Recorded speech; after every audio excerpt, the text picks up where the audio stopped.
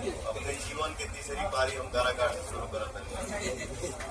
तो इस लाइन में मैं नया हूँ, अभी हम नाम लिखवाने पर कि पढ़ाई करेंगे, आप लोगों से सीखे के बाद तो आप लोगों के बतावे के बाद बेटा तुमको ये करना है और ये नहीं करना है। हमारे माई आप लोगों के बीच में फैले दिया ये बोल के कि हम आजू के मारी जाए, तो हमसे कोई भी अगर गलती हो या हम रास्ता भटके या कोई भी मिस्टेक होने वाला हो तो हमसे जे भी बड़बा काराकाट की जनता से मैं आग्रह कर रहा हूं कि जे हमारे से बड़बा हमसे अधिकार से और हक से बोलेगा कि हरो ये नहीं करना है, आपको ये काम करना है, हमारे क्षेत्र का ऐसे विकास होगा।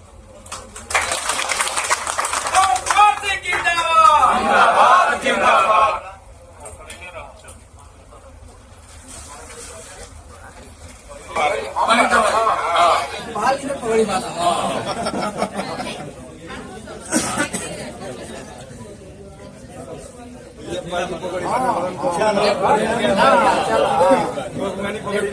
हम लोग अपना पगड़ी आपको अर्पित किए।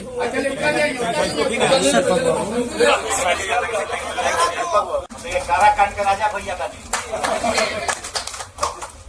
सर्वप्रथम पवन सिंह जी के नेतृत्व में यहाँ एकत्रित सभी जनप्रतिनिधि एवं सभी अभिभावक का मैं हार्दिक अभिनंदन एवं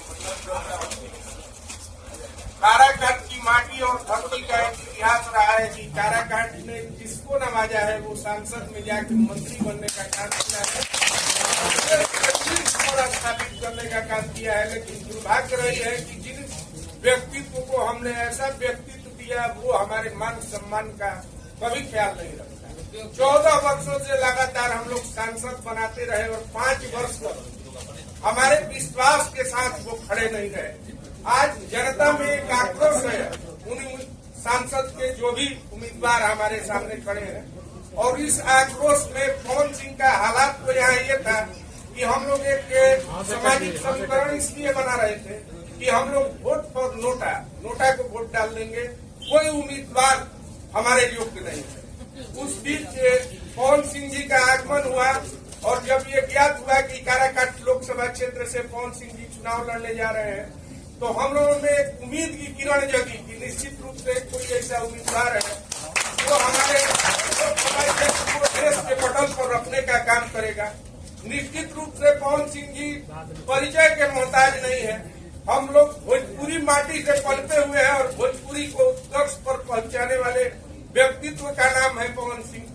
इस व्यक्तित्व का पहचान आज हम कहीं भी जाएंगे तो ये गर्व से कह सकते हैं कि भोजपुरी माटी के लाल हमारे क्षेत्र के सांसद के रूप में चयनित है।